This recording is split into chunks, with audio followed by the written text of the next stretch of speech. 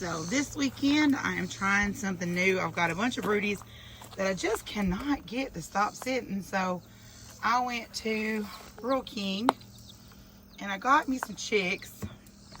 I got them about 6 o'clock and I'm gonna have to wait until about 9 o'clock to hide them under the mamas.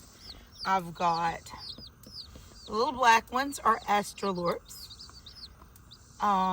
The little chipmunky ones are Rural King's version of an Americana, which actually is just an Easter egg, like Mrs. Tepper. And the little guys right there sitting in the corner, they are Issa Browns, kind of like Penelope was a golden comet, a good old egg-laying hybrid. Since Cheeto is a silky, I can't really hatch anything but silkies out of him.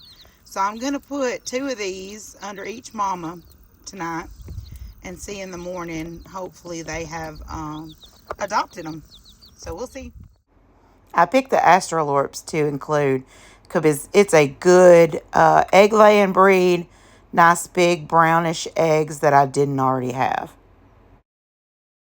The little chipmunk looking Americanas, they are to give the eggs a different color. Hopefully we'll have some green or blue egg layers. The Issa Browns, they were just, didn't trust Rural King knowing what some of the other chick breeds were. So I just got a couple of Issa Browns. So this is early on in the experiment. Wild Thing has the 2 astrolorps under her and she just looks confused the whole time. Then Gray is raising 4 babies at this time. And it was funny because at first she just sat there. I had pulled her out of the nest and she just sat there.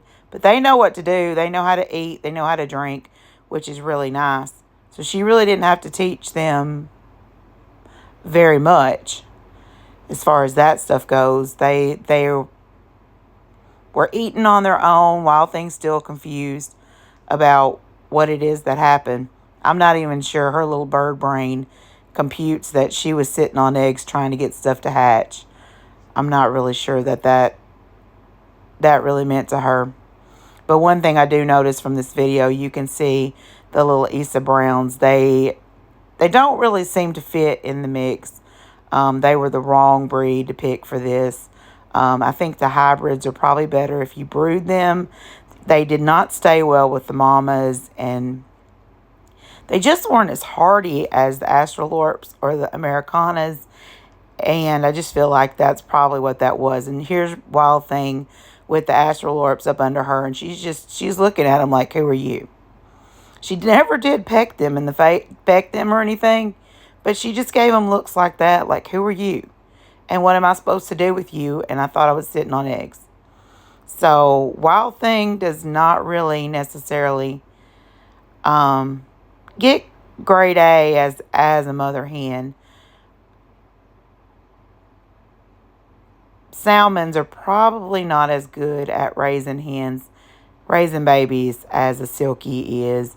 Most people tend to use their silkies as their mothers of their babies, and they're just basically, your silkies tend to just be your brooders. They're broody a lot, but that's very useful if you're, I don't ever intend on brooding any more chicks. Here's the next day. So we're probably day 2 or 3 at that point. I had to redo audio because Maybelle always screams at me. She's a very talkative salmon. I've pulled the astrolorps off of Wild Thing at that point because she really wasn't getting aggressive with them, but she also was not showing them anything. She wasn't coming off the nest with them. So I gave them all at this point to Gray. The flock members, they're really not, other than the one that was in prison at this point because she had tried to kill the babies. The flock members, they don't know what's going on, but they're not really aggressive with the chicks. They just want to eat the food. My chickens always, if I'm in the coop, they always know there's food with me. So they're wherever I'm at and they want to eat the food. So you can see she's not really aggressive. Gray will get puffed up at her. See, she puffed up at her. Gray will let her know to keep her space, even though the Silkies are much lower in the pecking order than the Black Copper Morans, who are my bullies. But when they're broody, it doesn't really matter. They tend to take care. And Pig's just scared of her own shadow. So she wants to eat the food, but she does not dare bother it. So this is a day or two later. You'll see the Wild Thing is co-parenting with Gray.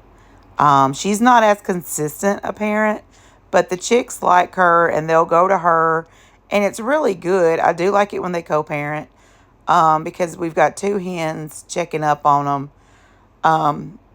The way it kind of turned out is Wild Thing took all the vacations. When she wanted to take a break, she took a break.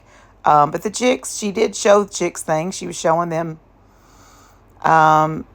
looking at them, trying to show them things to eat a minute ago. I mean, she was doing parent things, but Gray is the number one parent. But they followed Wild Thing around. Actually, they might have liked that sometimes, because Gray did a lot of sitting and Wild Thing did a lot of walking. But you can tell Gray doesn't really trust Wild Thing with those chickens, with those chicks. And she just spent all her time covering everything with shavings, probably had them eating every ant known to man, like Elvis did when she raised her. But they were doing a really good job of co-parenting at this point. They had had some watermelon before she covered that up. And Wild Thing she was keeping an eye out, and Gray was keeping an eye out. And I really do like the hens that co-parent peacefully together. The worst thing was trying to keep their water and their food from getting covered up, while Gray uncovered everything and covered everything in shavings for basically the entire week that she had them in the coop. So this is the end of the project. We've got a couple of week-old chicks. 4 out of 6 of them were raised. They are meshed in with the flock. The hen, she ran Wild Thing off, but she takes great care of them. And this is just, to me, a great way to raise your chicks.